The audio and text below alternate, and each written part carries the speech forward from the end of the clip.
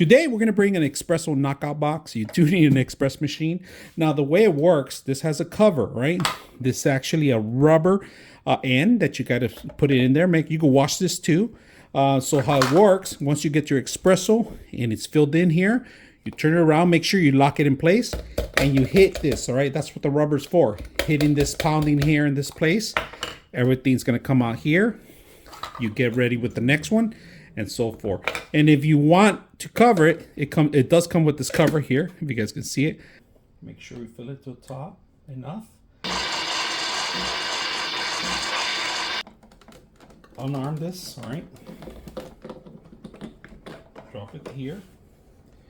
Put the lock in place, all right? Make sure you guys put the lock in place like this, all right? Once you have it in place,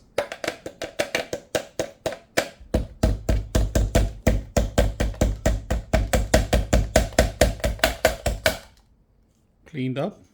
It's a mess in there. That's what I like about this. Very convenient.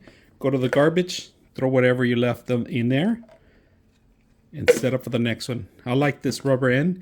Helps it out a lot. Easy to wash. Easy to set up. Close it up. Hope you guys enjoy the video.